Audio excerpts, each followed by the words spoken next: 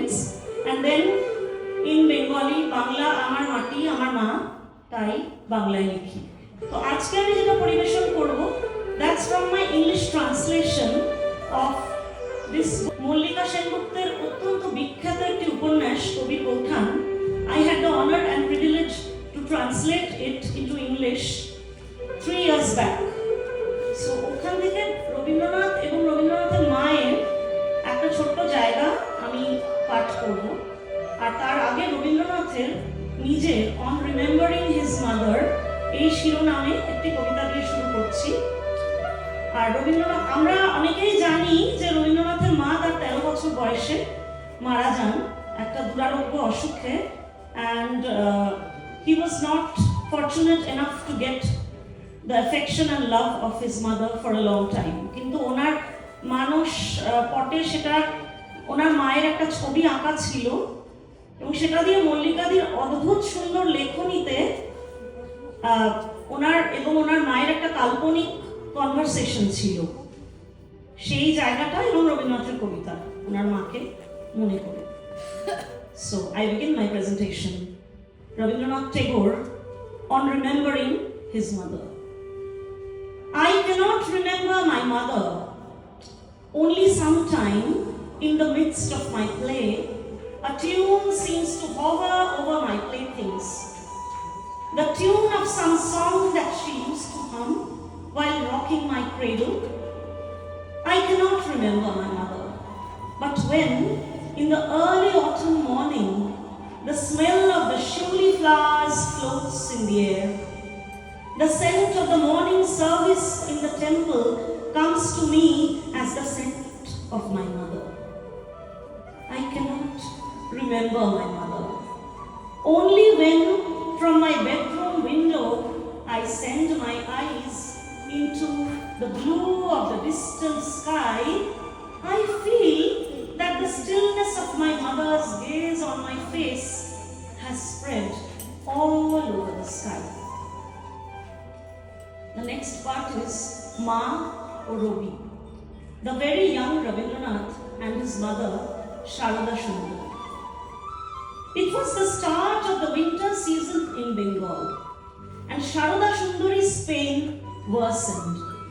Some months back, when she was enjoying a vacation at their Penety farmhouse, the heavy cover of an iron chest fell over one of her hands during her stay in that house. Hemendra, one of her sons, rented a boat at the river Ganges for his mother to experience a change as suggested by the doctors.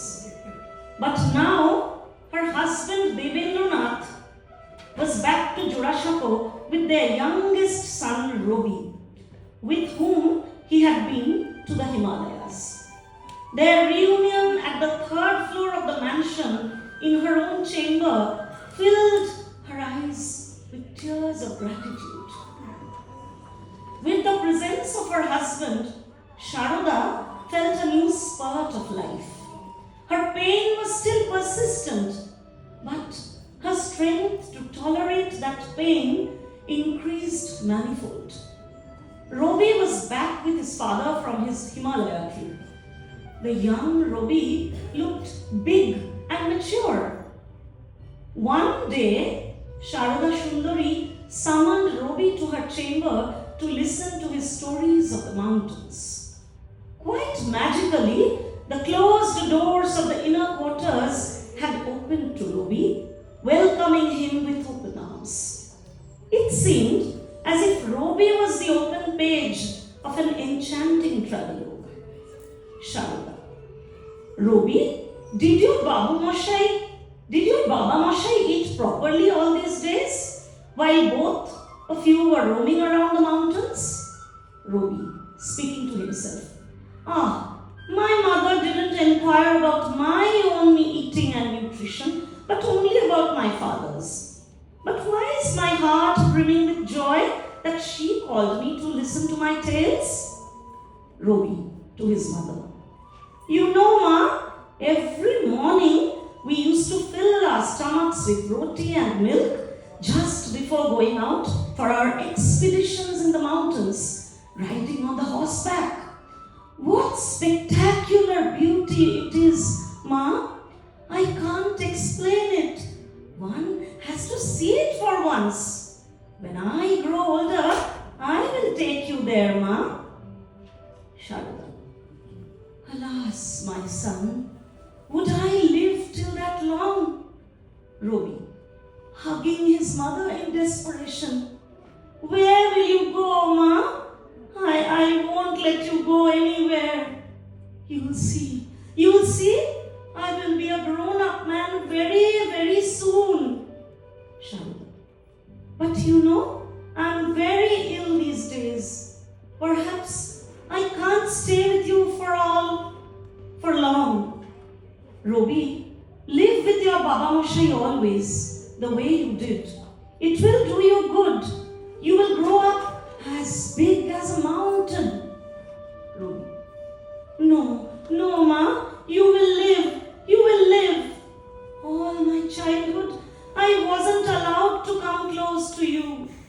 Now that you have called me for once, you can't leave me, Ma. I will board a palanquin one day soon with you and take you to the faraway land of Tepantor. Sarada, laughing. Where will you take me all alone, Robi? What if dacoits come and plunder everything we have? Robi, let the dacoits come. Let there be a battle. I will win over them and drive them away. Robi took a stick from her mother's room and posed it as a sword, swirling the imaginary sword in swift, rhythmic motion. Look, Ma, I am the Birpurush, the brave, valiant boy. I'm all out to fight with the notorious dacoits. Sarada. Do not go, Khoka, my boy. I'm feeling so scared.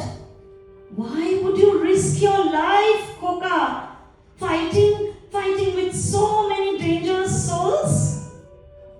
For a long time, Robi continued to swirl his imaginary sword like a real fighter in a battlefield. After a long tryst with the dacoits in his mind, Robi felt tired, exhausted. Robi, see, Ma, the battle has ended now. I have won. You need not be afraid anymore. Sarada, lifting her weary body with a bit of effort, hugging Robi.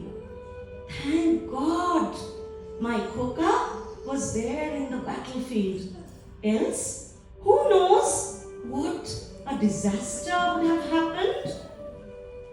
So this was the context under which Rabindranath Tagore later composed the iconic poem Birpurush, যেটার কথা আপনারা সবাই জানেন। নমস্কার, আশা করি ভালো লাগবে।